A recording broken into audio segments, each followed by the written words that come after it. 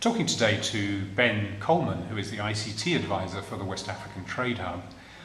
Ben, you encourage SMEs who are in the business of exporting in a variety of sectors to use ICT. Describe to me the kinds of things that you're encouraging them to do. Okay, so we're trying to get exporters to use ICT to become more efficient in their business and to try and reach more of a market. So the kinds of things that we're promoting are Google Sites, Skype as a tool to contact people, and also particular hardware that's very specific to exporters' needs rather than high-end, high-spec machines. We recommend reasonably simple machines that can do everything that an exporter needs to do. And typically, your SME companies that are in your target group, what are the kinds of things that they're currently using ICT for? They use Microsoft Word, Excel, obviously internet, and probably web-based email. And that's generally the standard. Then they may use one or two other things, but they tend to be very limited. They'll use Google search, they'll use MSN search. Any sign of them using social media, like Facebook? There's increasing signs that the Ghanaian companies that we work with are using Facebook, more often than not just as a personal account, but we have seen some examples of companies creating Facebook pages to try and get recognition and trying to draw in the people that they know, their customers, to follow their business online through social media.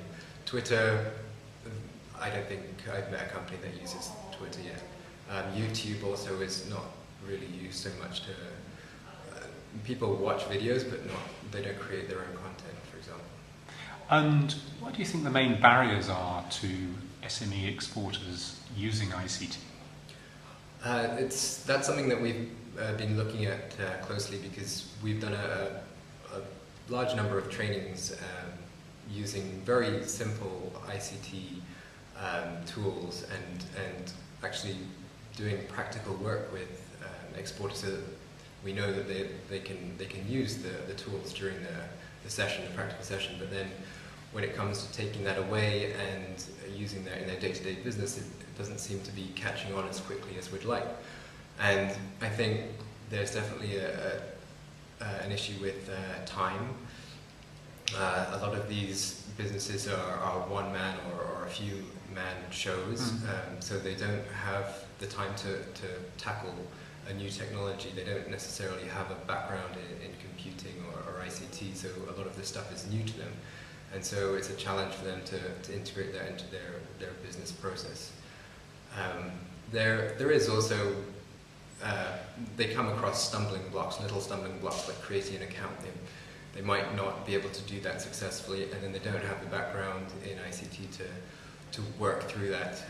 So we've actually set up an ICT help desk here at the Trade Hub to try and help people get beyond that, like those little issues, and that's working fairly well.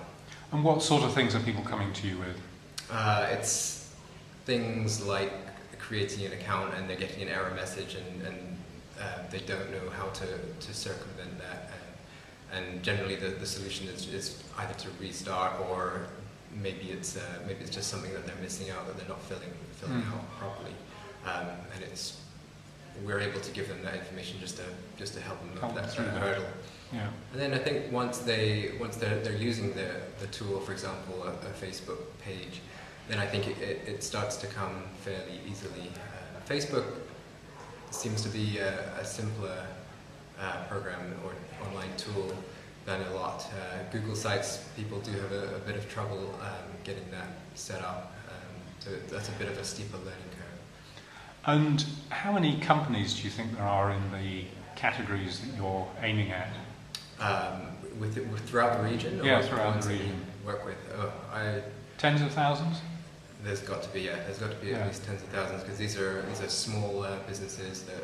And here in Ghana, you may know in Ghana. Within Ghana, the companies that we work with, there are hundreds of them. Yeah. So yeah, thousands in Ghana. And at the moment, very approximately, if you were to pull a figure out of the air, what would you say would be the percentage of those who are currently using ICT? Well, a lot of them are using ICT at a very limited level. They've got computers, they're using Microsoft Word, they've got email accounts. But in terms of using it effectively on a level that's seen in say, Western countries, very few, maybe 1%. Right. So that's a distance to travel, isn't it? Yeah, it's a big distance to travel. So what's do you think is the breakthrough moment? What's the moment when people suddenly realise that there's more to it than doing word processing? We've seen it a few times actually in some of our trainings where we introduce a new tool and there's a sudden moment of revelation where people suddenly realise that this tool is making their lives, or could make their lives, so much easier. And I think it will be things like that when people adopt a new technology that does make a significant change for them, and then they have they're consistent in terms of using it, and they do take it away and use it. Because if they leave it for even a week before using it again, they'll forget the training that they had a week ago, and they won't adopt the tool. So if it's something that they recognize as being useful and they take that away, and then within the next few days they start using it, then I think they'll reap the benefits of it.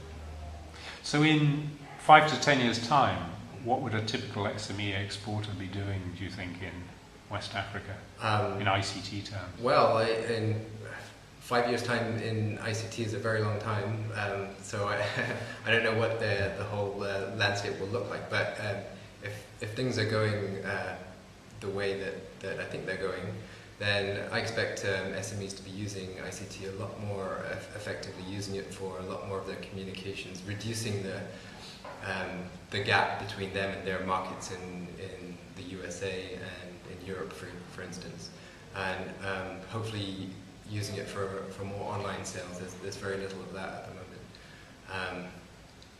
Using computers for accounts, using computers to do their inventory, and just spending less time doing what they're doing. I know that a lot of the companies that we work with, they spend a long time with their computers, but I don't think it's particularly effective time. I think a lot of it could be shortened if they were more familiar with the computers, and if they were using some of the tools that are already available out there. And I think one of the great things about the tools that are available is that so many of them are free. I mean, I think the ones that I've mentioned so far in this interview, I think they're all free. They all have certainly free options to begin with, and then if you want to upgrade and get more functionality, you pay something. So, yeah, so there's not once you're in, there's not a high cost at that level. No, yeah, it's just, I mean, the cost is time and learning how to use it, and that's what we say when we train people. We say, well, you know, there is a cost. You can either pay and get someone to do this, or you can do it yourself in a lot of cases. And obviously, the cost of time is a big one for some of these companies, but hopefully they'll see that it does pay off. Ben, thanks for talking to me today. No problem.